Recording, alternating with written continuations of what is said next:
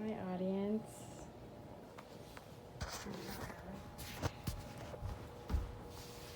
Alright. Do you talk to people at your job on a regular basis? Yes? Good, because you are forming relationships that help you understand your workplace relationship styles. Some people fear relationships, but when it comes to the workplace, they are helpful to find your success. Workplace relationships are very important because it helps you as an employee grow and it helps your organization grow as a team. From the people I have met through my job, I always keep their name in the back of my mind because I know someday I will have those connections. I have done my research on workplace relationship styles, and with the information I have found, most important, I will give to you today. First, I will tell you why mentoring relationship styles are so important. And second, I will explain to you why networking needs to be done. And last, I will describe romantic relationships in the workplace.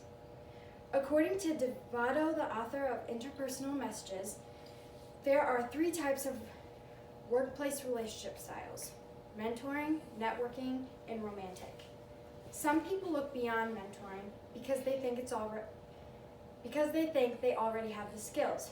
But what they don't know is mentoring is teaching you a lot more than just your skills. Mentoring shows the person their path through their career. According to Phillips, an author from an online article, mentoring tackles the challenges in the workplace, introducing nurture relationships, privileges, limitations, mature respect to achieve successful mentorship, and what's to come after graduation. Knowing all these aspects will help the mentee grow in their career because they know not only the skills but the characteristics to further their career. As reported by Anthony from What the Best Mentors Do, not only do you need a good mentor, but you have to have that chemistry between you two. Having that chemistry will help you connect with your mentor because it will make you want to listen to them more, because if you don't have that chemistry, you will not listen to them and you will not take in the information they are trying to provide you. As mentioned by mentoring.org, young adults who were at risk for falling off track but had a mentor are 130% more likely to hold leadership positions. This percentage is very high, and I know that, but if those young people are getting the mentors they need, they are getting the characteristics and the maturity they need to fulfill those leadership roles. Having someone helping you along the way is extremely helpful. Networking is another tool that could help you get your name on the map. Networking can be your strongest tool in growing your career. People don't look at networking as much because they think job performance is more important.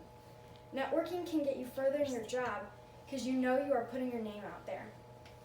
According to Peterson, from 10 tips for building stronger network in work and life, people need to find people with shared interests and start networking with them.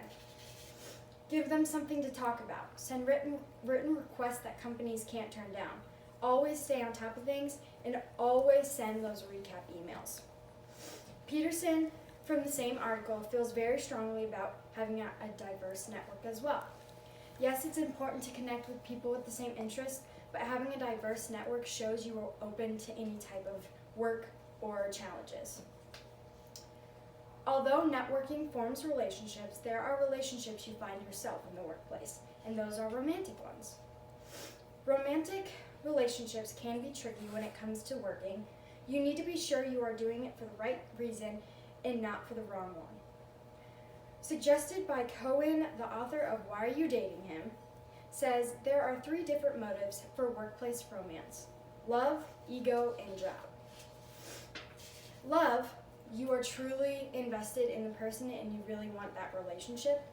Ego, you are just searching for adventure and excitement. And job, you think having that relationship will further your career. You have to take all 3 of these into consideration because you have to know what one you're actually searching for. 40% of workplace have romantic relationships. Is this surprising to you? To me, it's not, because you are with these people all the time, you share the same interests, and you know a lot about that person. You always have to keep into account, though, it could end badly because people will look at you differently. They will think you are advancing in the job because of the romantic relationship you have with a fellow person, or they will judge you differently because of who you picked to be in a relationship with. Not always fair decisions are being made, and people will see that. But you have to show them that if you're in it for the right reason, then it is a true relationship.